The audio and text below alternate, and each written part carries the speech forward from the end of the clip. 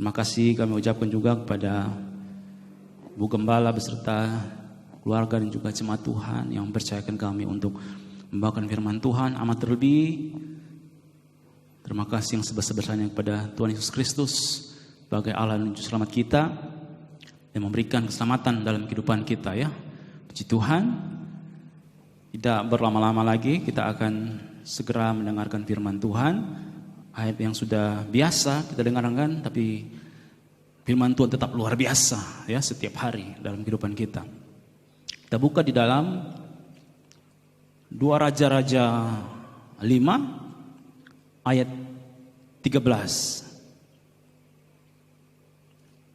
sampai ayatnya yang ke-14. Kita akan baca bersama-sama kebenaran firman Tuhan. 2 Raja-Raja 5 ayat 13 sampai 14. Kita akan baca bersama-sama dengan judul Naaman disembuhkan ya. Puji Tuhan. Ada dari ayat 13. 1, 2, 3. Tetapi pegawai-pegawainya datang mendekat serta berkata kepadanya, "Bapa, seandainya nabi itu menyuruh perkara yang sukar bagimu, bukankah Bapa akan melakukannya? Apalagi sekarang, ia hanya berkata kepadamu, mandilah dan engkau akan menjadi tahir. Maka turunlah ia membenamkan dirinya 7 kali dalam sungai Yordan, sesuai dengan perkataan abdi Allah itu. Lalu pulihlah tubuhnya kembali, serta tubuh seorang anak, dan ia menjadi tahir ya. Seperti tubuh seorang anak dan ia menjadi tahir ya." Berkatilah dia yang membaca, mendengarkan dan melakukan firman Tuhan ya. Puji Tuhan. Saya memberikan judul pada pagi hari ini yaitu kebenaran firman Tuhan. Saya berikan judul yaitu lakukan yang natural, Allah kerjakan yang supranatural ya. Lakukan, sekali lagi lakukan yang natural, Allah akan melakukan yang supranatural ya. Natural itu artinya sesuatu yang alami, sesuatu yang asli, bukan buatan.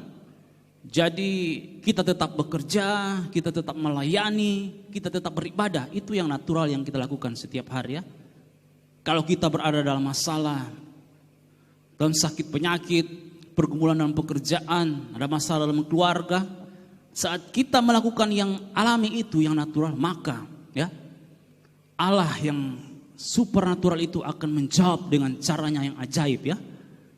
Ya, supra itu artinya naik, natural artinya alami. Jadi ada sesuatu yang luar biasa yang Tuhan kerjakan ya. Kita melakukan hal yang biasa saja ya. Beribadah, melayani Tuhan, tetap bekerja.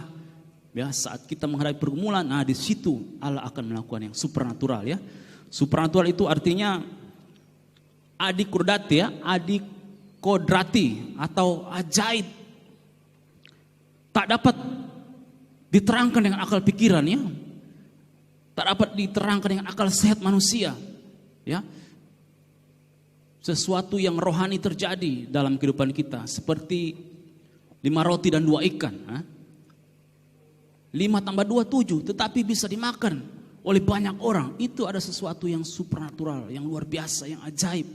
Sama dengan ayat ini, makanya saya bawa supaya kita mengalami mujizat Tuhan ya, mengalami keajaiban. Ya, di mana ada jemaat-jemaat yang mengalami sakit, percaya bahwa Tuhan mampu menyembuhkan. Kita hanya melakukan yang biasa ya, melakukan yang natural ya. Sakit, berdoa, pergi ke dokter minum obat, itu yang biasa kita lakukan. Maka setelah kita berbuat, Allah akan melakukan yang supernatural, yang luar biasa ya.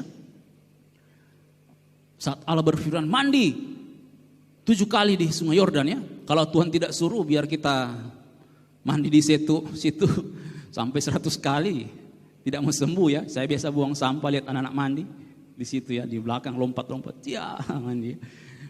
Kalau Tuhan tidak berfirman, biar kita mau mandi di situ di kolam sampai banyak kali, tidak akan mengalami kesembuhan. Tetapi karena Tuhan yang berfirman lewat hambanya abdi Allah Elisa ya, maka terjadi yang supranatural ya.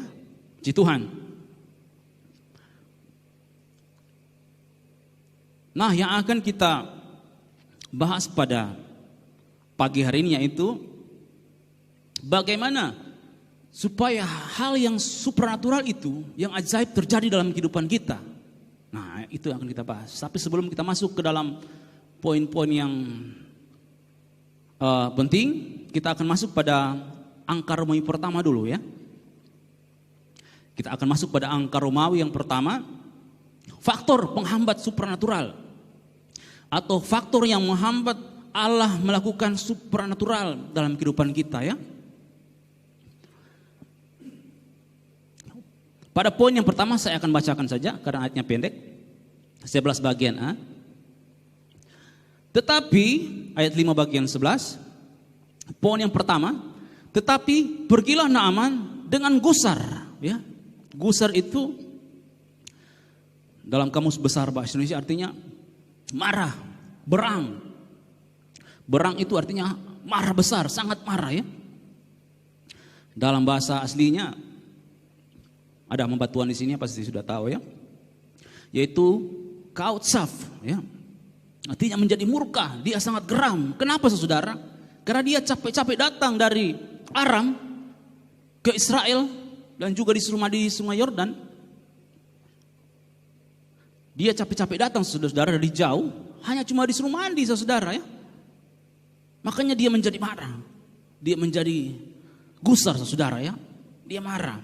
Karena ini dia adalah seorang panglima ya. Seorang panglima adalah, kalau panglima tertinggi yaitu panglima yang berwenang ya, memberi komando untuk memerintah prajurit, sana perang. Nah, itu seorang panglima saudara ya. Jadi wajar dia marah, menurut pemikiran saya wajar dia marah karena dia seorang panglima yang biasa memerintah. Kini dia diperintah ya. Diperintah oleh bawahannya Elisa. Disuruh mandi ya. Jadi wajar ya. Karena dia belum mengerti firman Tuhan, dia belum mengerti bahwa Elisa adalah seorang nabi yang luar biasa. Saya pikir wajar saja ya. Tapi ketika kita mengerti firman Tuhan, apapun yang diperintahkan oleh Tuhan kita harus lakukan ya. Dia menjadi gusar, marah ya saudara. Sangat marah. Ya, jadi ketika firman Tuhan disampaikan kepada saudara, baik firman Tuhan yang lembut, yang keras ya. Bukan maksud untuk menjatuhkan saudara, bukan. Hanya untuk menasihati. Firman Tuhan yang keras disampaikan. Supaya kita untuk melakukan firman Tuhan ya. Jangan menjadi marah ketika firman Tuhan disampaikan. Kami ini hanyalah hamba Tuhan yang dipakai, hanya juru bicara Tuhan ya. Hanya dipakai Tuhan untuk menyampaikan firman Tuhan supaya jemaat diberkati, supaya jemaat mengerti firman Tuhan. Kita belajar bersama ya. Oleh sebab itu jangan menjadi gusar ketika firman Tuhan disampaikan dalam kehidupan kita. Jangan menjadi marah. Ya, saudara. Karena iblis yang selalu membisikkan ya untuk menggoda kehidupan kita sehingga kita melakukan dosa. Ketika dosa itu, ketika karakter kita yang melakukan dosa itu ditegur, itu iblis yang marah sehingga dia menggoda kehidupan kita. Ayo marah-marah. Nah, jangan sampai kita tergoda ya. Kita harus merelakan hati kita, merelakan hidup kita untuk ya ditempa lewat firman Tuhan. Kita ini dibersihkan lewat apa? Hanya lewat firman Tuhan ya. Oleh sebab itu ketika firman Tuhan disampaikan, kita harus menerima firman Tuhan ya. Puji Tuhan. Nah saudara, solusi untuk agar kita tidak menjadi marah, kita baca dalam Kolose 3 ayat 8. Kolose 3 ayat 8 bisa dibantu dibacakan oleh Bapak Hesron. Kolose 3 ayat yang ke-8.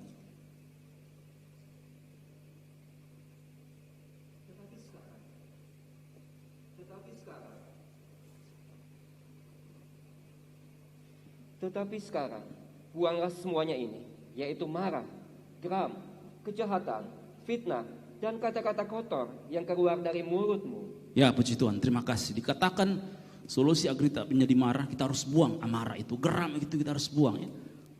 Kalau sampah buang pada tempatnya, ya. Kalau mantan buang dari hati, ya. Tapi kalau amarah itu buang dari kehidupan kita, ya, supaya kehidupan kita menjadi pribadi-pribadi yang berkenan di hadapan Tuhan, ya. Kita harus membuang segala amarah, kejahatan itu. Fitnah harus kita buang. Dan kata-kata kotor itu adalah penghambat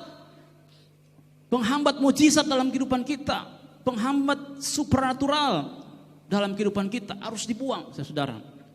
Buang dari kehidupan kita, biar kehidupan kita bersih, ya, dan layak menerima janji Tuhan. Amin, saudara. Ya, jangan menjadi gusar, jangan menjadi amarah. Firman itu bukan cuma buat saudara, tapi buat saya juga, ya. Sehingga kita bersama-sama dipulihkan oleh Tuhan, ya, kehidupan kita. Puji Tuhan. Pada poin yang kedua bisa dibacakan dalam 2 Raja-Raja 5 ayat 11 sampai 12. 2 Raja-Raja 5 ayat 11 sampai yang ke-12.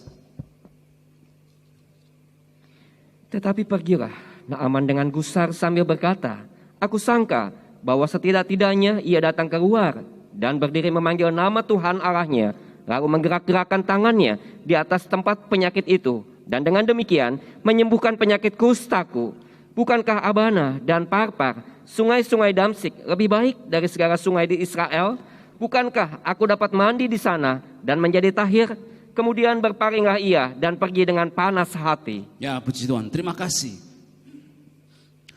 Faktor penghambat mujizat dalam kehidupan kita itu menolak firman Tuhan, ya.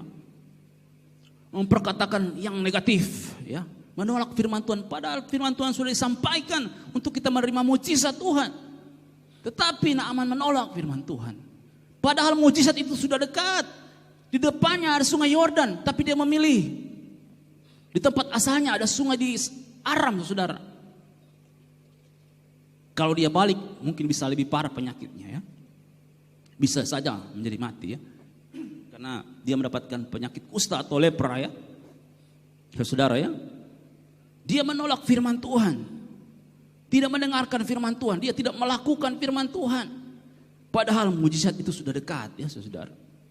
Dari saat kita melayani pekerjaan Tuhan, kita beribadah, kita bekerja, kemudian kita mengalami tantangan. Kita diuji oleh Tuhan untuk memurnikan iman kita, untuk mendapatkan jawaban daripada Tuhan.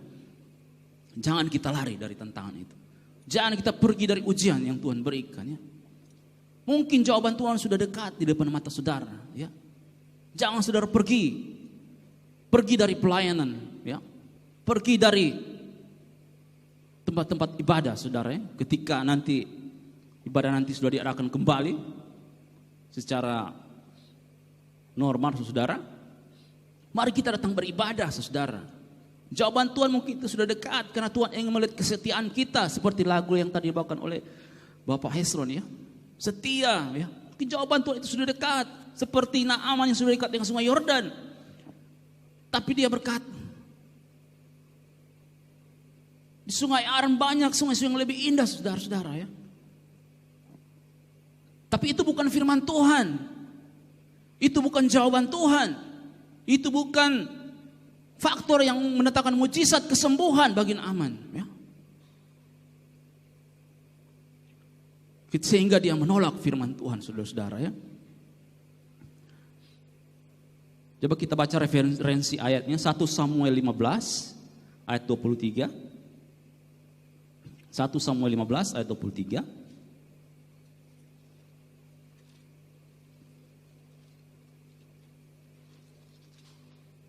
Samuel 15 ayat 23. Sebab pendurhakaan adalah sama seperti dosa bertenung, dan kedegilan adalah sama seperti menyembah berhala dan terafim. Karena engkau telah menolak firman Tuhan, maka ia telah menolak engkau sebagai raja. Ya, puji Tuhan, terima kasih. Kalau kita menolak firman Tuhan, dia juga akan menolak doa-doa yang kita naikkan. Ya, ada sebuah ilustrasi, ya. Ketika berdoa, maunya doanya dijawab Tuhan, tapi tidak pernah beribadah, tidak pernah melakukan firman Tuhan. Maunya cuma doa yang dijawab, tapi nyawa Tuhan tidak pernah diikut, ya saudara. Itu sebuah ilustrasi, saudara. Supaya saudara berpikir, saudara juga harus menyenangkan hati Tuhan. Saudara juga harus melayani Tuhan, harus beribadah kepada Tuhan supaya Tuhan jawab doa saudara. Ya, ada timbal balik ya, ada hubungan yang sangat intim dengan Tuhan. Ketika setia melayani pekerjaan Tuhan, ya, dalam pekerjaan kita menjadi berkat di tempat pekerjaan, maka Tuhan akan memberikan jawaban dalam kehidupan kita, ya, dalam rumah tangga, dalam pekerjaan ya. Kita juga harus melakukan firman Tuhan. Jangan cuma maunya kita yang didengarkan, ya. Tapi kita tidak mau mendengarkan Tuhan. Saudara ya, itu sebuah ilustrasi bagi saudara sehingga saudara berpikir bahwa jangan cuma kita yang didengarkan, tapi kita juga harus mendengarkan Tuhan. Makanya saya terkadang dalam doa pribadi saya, ada waktu saya untuk berdiam diri. Apa yang Tuhan sampaikan dalam kehidupan saya. Jangan cuma kita berdoa, Tuhan dengar saya. Kita tidak mendengarkan isi hati Tuhan, apa maunya Tuhan. Karena keinginan kita beda dengan keinginan Tuhan. Keinginan kita hanya untuk memuaskan keinginan kita, tapi keinginan Tuhan mendatangkan damai sejahtera, ya, mendatangkan rancangan yang indah dalam kehidupan kita. Rancangan kita belum tentu terbaik, tapi rancangan Tuhan pasti yang terbaik, ya. Saat kita menerima firman Tuhan itu, saudara, ya, kita melakukan firman Tuhan. Puji Tuhan, kita akan masuk pada poin yang ketiga, faktor penghambat supernatural, yaitu ayatnya yang ke-12. Kita baca kembali ya.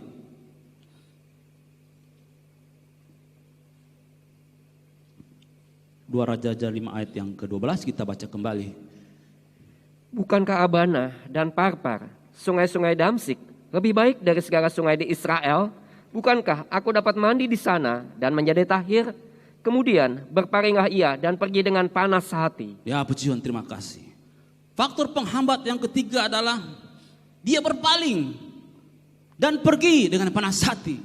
Ya, dia mungkin belum pergi naik keretanya ya. Dia mungkin baru pergi dari rumahnya Elisa, saudara. Dia baru berjalan mungkin ya tidak dijelaskan. Karena dia berpaling kemudian dia pergi dengan panas hati, saudara ya. Masalah apapun yang saudara hadapi dalam rumah tangga, baik anak-anak muda yang ada ya, jangan pergi dari hadapan Tuhan. Jangan pergi dari tempat-tempat ibadah ketika sudah diadakan kembali. Jangan pergi dari pelayanan saudara ya. Hanya itu yang saudara mau balas ya, saudara, kepada Tuhan, kebaikan Tuhan. Saudara mau balas apa? Harta Tuhan punya, uang Tuhan punya. Tuhan punya semua kekayaan. Itu hanya dititip bagi saudara. Yang saudara balas ya, hanyalah memberikan hidup saudara untuk melayani pekerjaan Tuhan. Sebab itu ketika menghadapi ujian, tantangan, jangan pergi dari hadapan Tuhan. Jangan berpaling saudara ya. Sehingga berkat Tuhan itu tidak hilang. Berkat Tuhan itu ditujukan kepada saudara yang setia melayani, yang setia beribadah. Berkat itu bagi saudara. Berkat itu sudah dekat bagi saudara. Ya. Saudara harus bertahan. Mampu melewati. Ya. Mampu melewati ujian itu. Sehingga saudara mendapatkan hal yang ajaib, yang supernatural saudara ya, dalam kehidupan saudara. Jangan pergi saudara-saudara dari rumah Tuhan ya. Haleluya. Puji Tuhan.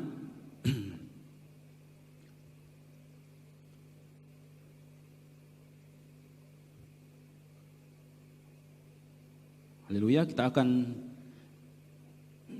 bacakan satu ayat dalam 1 Raja-Raja 9 ayat 6 sampai 8, saudara ya. 1 Raja-Raja 9 ayat 6 sampai 8. Tetapi jika kamu ini dan anak-anakmu berbalik daripadaku dan tidak berpegang pada segala perintah dan ketetapanku yang telah kuberikan kepadamu dan pergi beribadah kepada ilah lain dan sujud menyembah kepadanya, maka aku akan melenyapkan orang Israel dari atas tanah yang telah kuberikan kepada mereka, dan rumah yang telah kukuduskan bagi namaku itu akan kubuang dari hadapanku. Maka Israel akan menjadi kiasan dan sindiran di antara segala bangsa, dan rumah ini akan menjadi reruntuhan, sehingga setiap orang yang lewat akan tertegun, bersuit dan berkata, apakah sebabnya Tuhan berbuat yang demikian kepada negeri ini dan kepada rumah ini? Ya, puji Tuhan, terima kasih. Kita lihat ketika bangsa Israel, Tuhan berkata, jika kamu berbalik dan pergi dari hadapanku, dikatakan, aku akan membuang engkau, saudara-saudara, dan rumah itu, rumah Tuhan atau rumah bait Allah yang dibangun Salomo akan menjadi reruntuhan, ya. Dan mereka terus berbalik dari Tuhan, ya. Mereka pergi dari hadapan Tuhan dan melakukan penyembahan kepada berhala. Tuhan sudah peringatkan sehingga yang terjadi, ya, bait Allah itu dihancurkan, saudara, ya. Firman Tuhan digenapi, jadi kita harus melakukan firman Tuhan, mendengarkan firman Tuhan itu secara baik-baik, saudara-saudara, sehingga kita tidak mendapatkan hukuman ketika kita, ya, melakukan apa yang Tuhan mau. Kita bukan mendapatkan hukuman, tapi mendapatkan berkat daripada Tuhan, mendapatkan kesembuhan, mendapatkan mujizat daripada Tuhan yang Tuhan janjikan dalam kehidupan kita, saudara-saudara, ya. Jadi saudara, jangan kita gusar atau marah, ya saudara. Kemudian jangan kita menolak firman Tuhan, jangan kita pergi dan berpaling daripada Tuhan, ya. Kita harus bertobat kepada Tuhan, berbalik dengan sungguh-sungguh kepada Tuhan, bukan pergi dari hadapan Tuhan, saudara, ya. Sehingga kita tidak terhambat, doa kita tidak terhambat, ya, oleh perbuatan kita sendiri, saudara, ya. Haleluya. Puji Tuhan, ya. Kita akan masuk pada angka Romawi yang kedua. Angka Romawi yang kedua pada poin yang pertama. Bisa dibacakan di dalam ayat pokok kita yang tadi.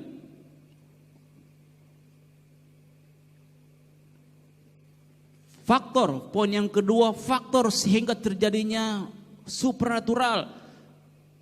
Faktor-faktor yang menyebabkan sehingga terjadinya Allah melakukan yang supranatural, melakukan mujizat dalam kehidupan kita, ya. Poin yang pertama yaitu berusaha. Kita cukup berusaha, saudara, maka Allah akan melakukan yang supranatural, ya. 2 Raja-Raja 5 ayat yang keempat kita akan baca. Lalu pergilah Naaman memberitahukan kepada tuannya, katanya, beginilah dikatakan oleh gadis yang dari negeri Israel itu. Ayat 5. Maka jawab Raja Aram, baik, pergilah, dan aku akan mengirim surat kepada Raja Israel.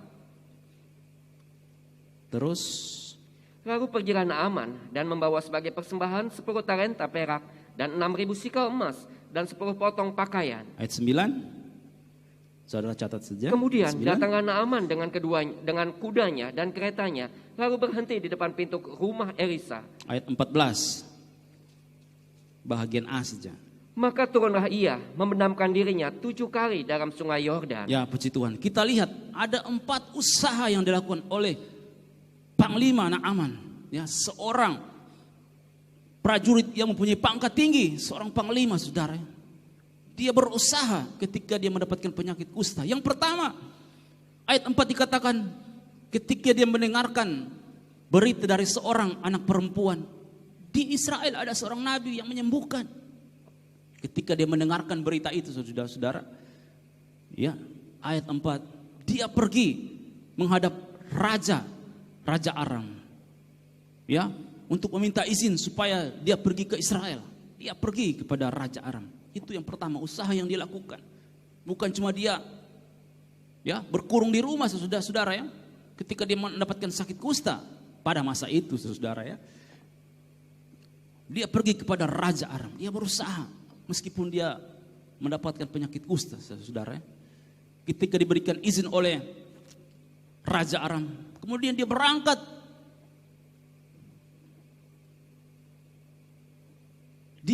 Dia pergi kepada Raja Israel lagi. Dia berangkat, dia pergi.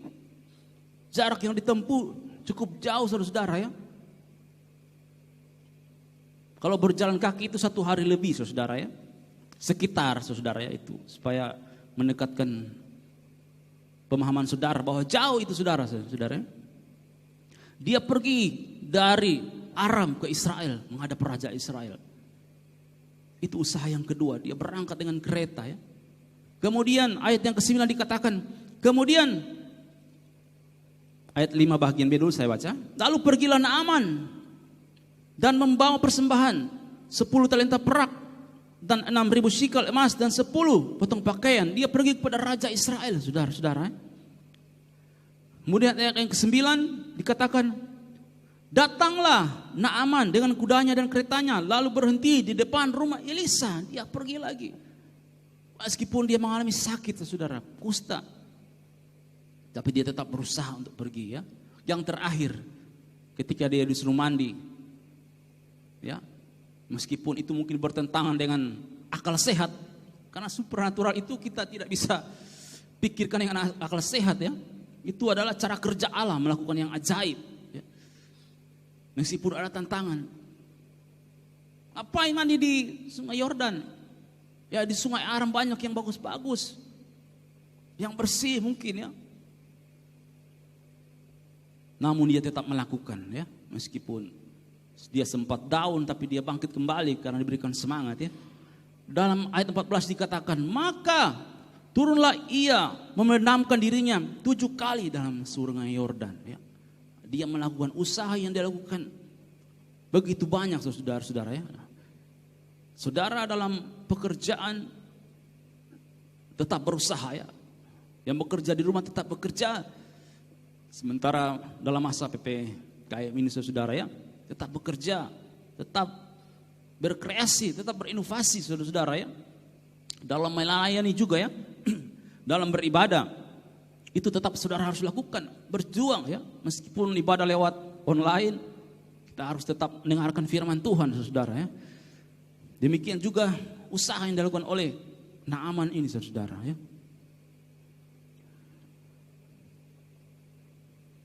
Karena orang Kristen itu, ya, orang Kristen itu sangat mempunyai iman yang luar biasa.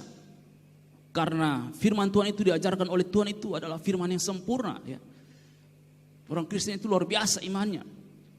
Cuma kadang kala di perbuatan, ya, cuma habis-habis di doa, ya, banyak berdoa tapi tidak bertindak, ya. Ketika kita berdoa, Tuhan memberikan dorongan jawaban, maka kita harus bertindak, ya.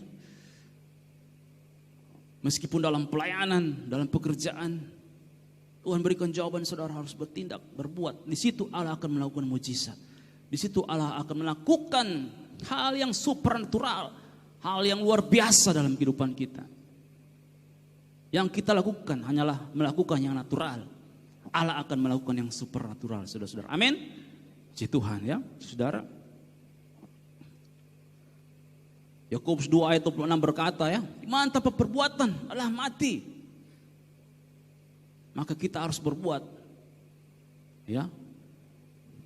Ketika kita beriman, kita berbuat, ya, di situ Allah yang akan menyempurnakan segala perbuatan kita, segala iman kita, ya. Mungkin belum saatnya dijawab sekarang, tapi saatnya kita menabung lewat doa, ya, doa-doa saudara di masa muda yang membutuhkan pekerjaan, ya, dalam masa kuliah, berdoa, saudara, ya. Tuhan mampukan, ya. Ketika sudah waktunya, saudara akan menerima hasilnya, ya. Akan mendapatkan penghargaan, akan mendapatkan pekerjaan yang terbaik yang Tuhan sediakan, ya. Saudara bekerja sekarang, saudara bersyukur, lakukan terus bekerja, berbuat, ya. Kalau kurang, tambah pekerjaan lagi.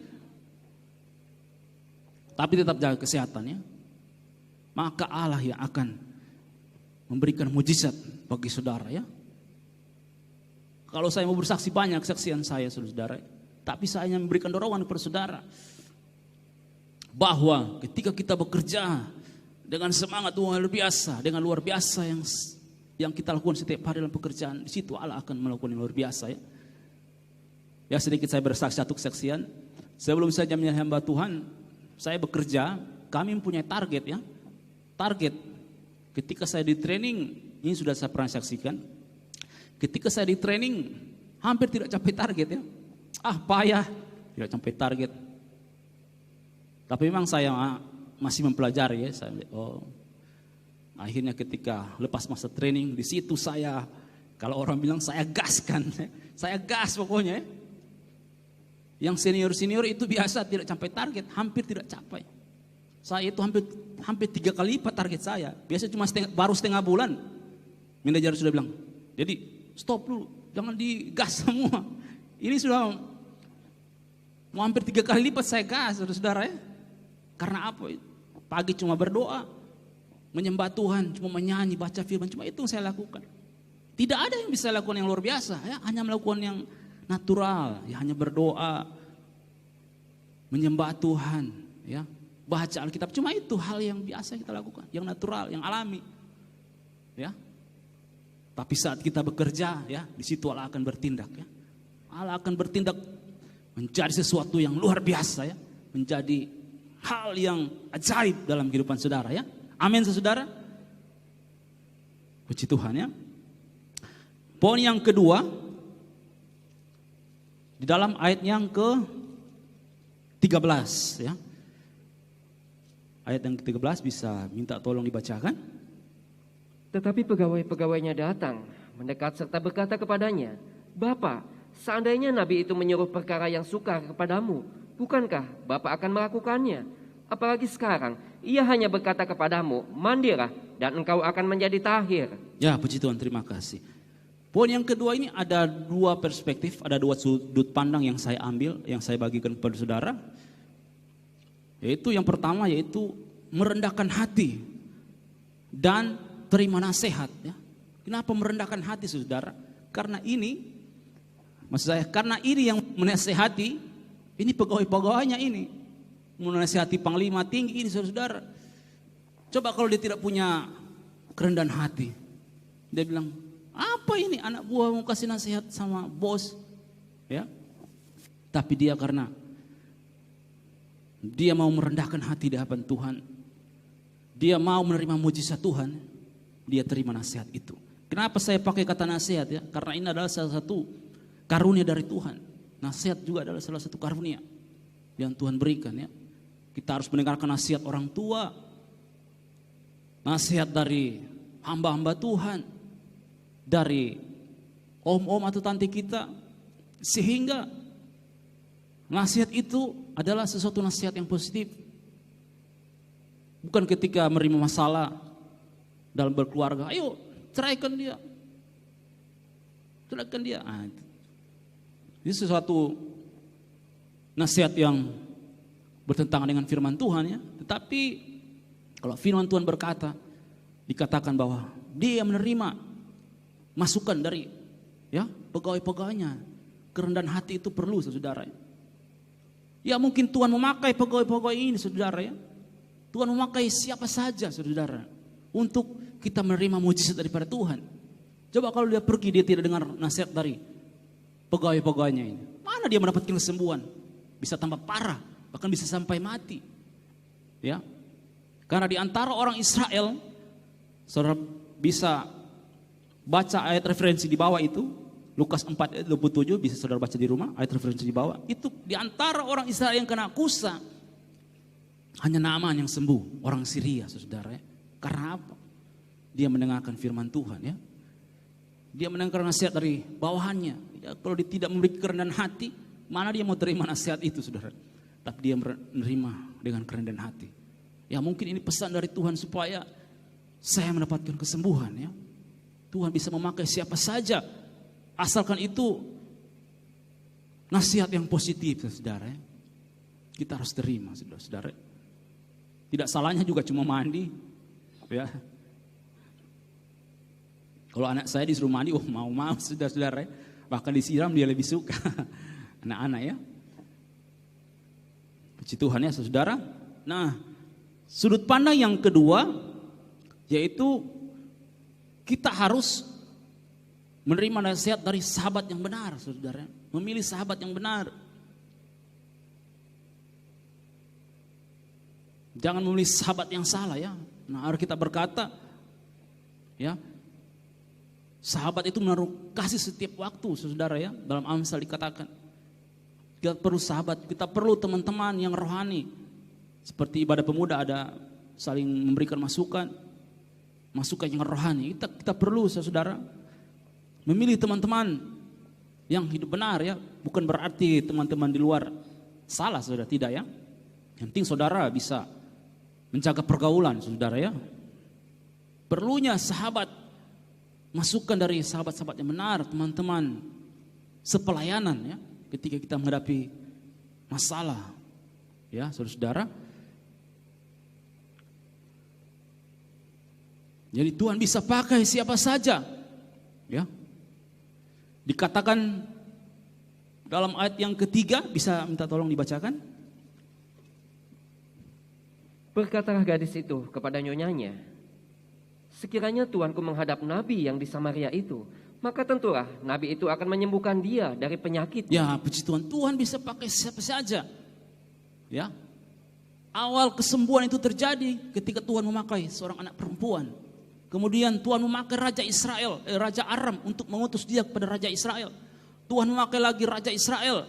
Tuhan memakai lagi Nabi Elisa untuk disampaikan firman Tuhan kepada Naaman. Dan terakhir Tuhan pakai pegawai-pegawainya. Seorang bawahan Tuhan pakai sehingga dia mau menerima firman Tuhan itu.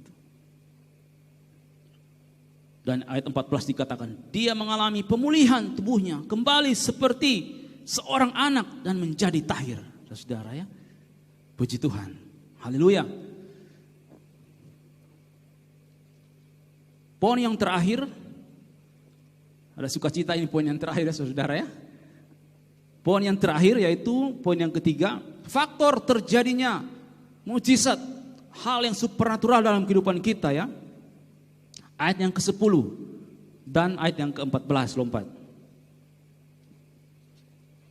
Elisa menyuruh seorang suruhan kepadanya mengatakan, pergilah mandi 7 kali dalam sungai Yordan, maka tubuhmu akan pulih kembali sehingga engkau menjadi tahir. 14. Maka turunlah ia membenamkan dirinya 7 kali dalam sungai Yordan, sesuai dengan perkataan abdi Allah itu. Lalu pulihlah tubuhnya kembali seperti tubuh seorang anak, dan ia menjadi tahir. Pulihlah tubuhnya seperti seorang anak, ya, dan ia menjadi tahir, ya. Dengar dan lakukan firman Tuhan. Meskipun Tuhan berkata dengan keras, ya, tidak mungkin kita mau makan bubur-bubur terus, saudara. Firman Tuhan begitu keras disampaikan, begitu juga dengan lembut, ya, untuk kita mendengarkan dan melakukan firman Tuhan itu. Jawaban Tuhan itu mungkin sudah dekat dengan kehidupan saudara. Maka kita terus lakukan firman Tuhan. Ya, saudara. Lakukan firman Tuhan meskipun di saat sakit, di saat lemah, ya, di saat menghadapi pergumulan dalam pekerjaan, pergumulan dalam keluarga, tetap lakukan firman Tuhan. Saudara ya, sehingga terjadi mujizat dalam kehidupan saudara. Naaman sakit tapi dia mau melakukan firman Tuhan. Ya, meskipun dia mengalami tantangan, saudara ya. Kalau mau dibilang memang cuma gampang lakukan firman Tuhan, tapi saudara mau lihat perjuangannya, saudara ya. Dari Aram ya, atau Damsik, atau Syria ya, ke Sungai Yordan ke Israel itu jaraknya 173 km sekitar, saudara-saudara. Atau 1 hari ya, 11 jam lebih. Itu jarak kalau jalan kaki. Kalau mungkin naik kereta mungkin cuma berapa jam ya, 4-5 jam mungkin ya. Tapi dia harus melewati itu. Angin, ya, dingin, panas, dia harus melewati. Terus saudara ya, dia harus lewati itu saudara, sangat jauh. Jaraknya sama dengan dari Cibinong ke Cianjur lah, hampir dekat ya. Lewat sedikit ya. Kalau Cianjur cuma 126 km dari Cibinong ya. Karena kalau dari Damsik ke Israel 137 ya, beda 10 jam. Sekitar begitu ya, sekitar. Saya membawa saudara untuk mendekati ya, supaya saudara mengerti. Jauh ini saudara ya. Itu faktor yang pertama, jarak ya. Jauh dia menempuh untuk melakukan firman Tuhan, saudara ya. Tidak gampang. Apalagi dia dalam keadaan sakit kusta ya. Orang yang sakit kusta itu gejalanya ya lemah tangan dan kaki, ya kulit mulai mati rasa, ya ada cedera di bagian saraf-saraf itu yang dialami oleh orang-orang yang sakit kusta ya saudara. Jadi dalam perjalanan itu dia merasa lemah, tangan dan kakinya lemah saudara ya, saraf-sarafnya sakit karena jauh perjalanan kalau naik kereta saudara, sekitar 137 lebih kilometer ya. Tapi dia melakukan firman Tuhan ya. tetapi tidak salah-salah. Ya. Tuhan membayar usahanya dengan kesembuhan. Ya. Demikian saudara. Ketika saudara mengalami pergumulan, tetap berusaha lakukan terus yang natural. Membaca firman Tuhan, setia beribadah, setia melayani pekerjaan Tuhan. Maka Tuhan akan menjawab doa saudara. Ya. Apapun yang saudara gumuli, apapun yang saudara doakan, Tuhan pasti memberikan jawaban yang terbaik dalam kehidupan saudara. Ya.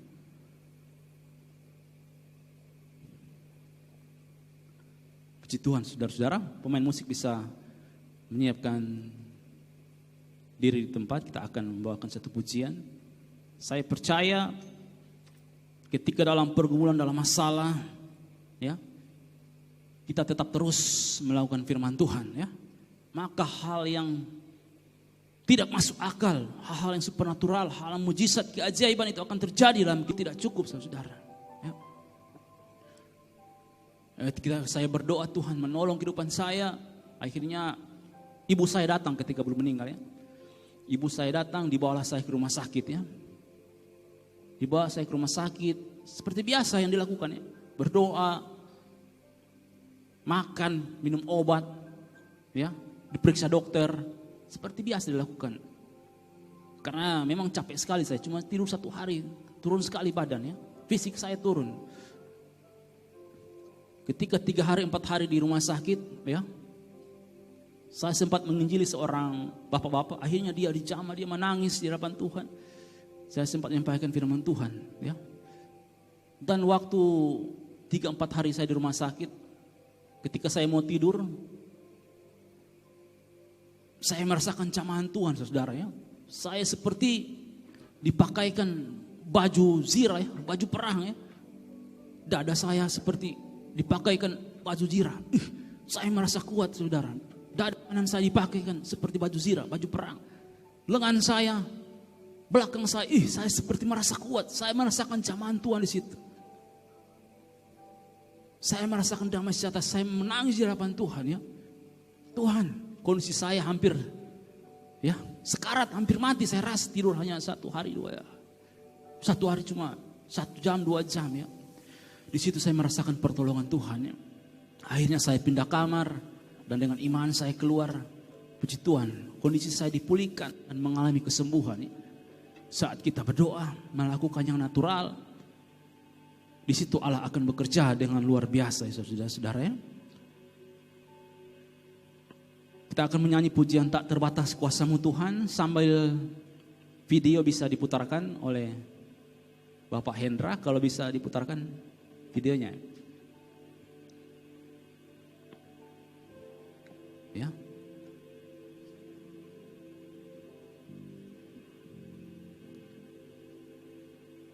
Kita akan melihat video ketika Naaman dia berjuang melakukan firman Tuhan, saudara. Sambil singers menyanyikan pujian dengan semua dapat kau lakukan, apa yang kau lihat mustahil banyak. yang mengalami sakit penyakit, bahkan ada yang mengalami pergumulan dalam pekerjaan, ada juga yang menghadapi pergumulan dalam rumah tangga, ya, supaya saudara boleh melihat bahwa Tuhan itu ada. Dengan kesembuhan-Mu Tuhan, kami mohon Engkau pulihkan keluarga kami Tuhan. Selamatkan suami kami Tuhan, selamatkan istri kami Tuhan, selamatkan anak-anak kami Tuhan Yesus. Hanya Engkau yang mampu melakukannya Tuhan, hanya Engkau yang mampu menyembuhkannya Tuhan, hanya Engkau yang dapat melakukan hal-hal yang ajaib dalam kehidupan kami Tuhan. Terima kasih Tuhan, terima kasih. Terima kasih Tuhan. Terima kasih Tuhan. Terima kasih buat hadirat-Mu. Terima kasih Tuhan. Biarlah penyembahan kami menyenangkan hati-Mu Tuhan. Biarlah pujian kami menyukakan hati-Mu. Engkau yang mampu menolong kami di saat sakit Tuhan. Engkau yang mampu menolong kami dalam pekerjaan kami Tuhan, dalam rumah tangga kami Tuhan. Hanya Engkau yang dapat melakukan hal-hal yang ajaib dalam kehidupan kami. Terima kasih Tuhan. Terima kasih Tuhan Yesus.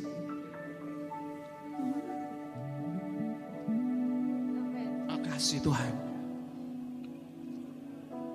Terima kasih Tuhan.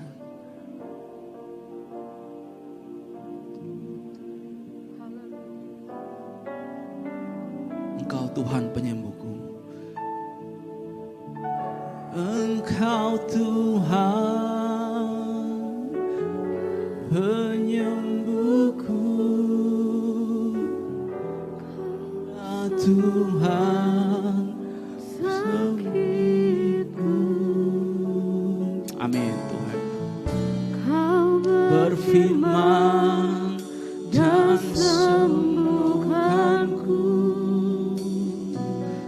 Kau Tuhan penyembuh. Sekali lagi.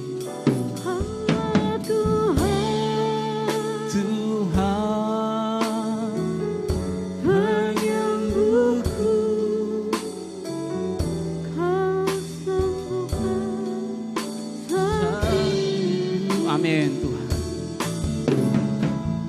Kau berfirman dan sembuhkanku. Kau Tuhan penyembuh. Amin. Kami percaya Tuhan. Kami berdoa Tuhan bersatu hati Tuhan bagi jemaat Tuhan yang sakit di rumah Tuhan. Tuhan kami mohon kepadamu Tuhan, biar Engkau menyembuhkan Tuhan umat-umat-Mu di rumah yang mengalami sakit Tuhan. Dalam nama Tuhan Yesus, Engkau angkat setiap penyakit mereka Tuhan. Mereka akan mengalami mujizat Tuhan. Tuhan memberkati Tuhan umat-umat-Mu dalam pekerjaan Tuhan. Tuhan pulihkan Tuhan keluarga-keluarga yang mengalami Tuhan masalah. Sehingga berkat Tuhan mengalir dalam keluarga. Berkat Tuhan mengalir dalam keluarga, dalam pekerjaan mengalir juga berkat Tuhan. Terima kasih Tuhan. Terima kasih Tuhan. Kembalikan segala puji bagi Engkau Tuhan. Lewat peristiwa ini Tuhan kami percaya nama Tuhan akan dipuji dan dimuliakan. Terima kasih Tuhan. Terima kasih Yesus. Terima kasih Tuhan.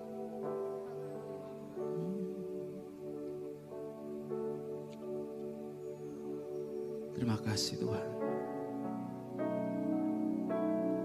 Di saat ku tak berdaya, kuasa-Mu yang sempurna.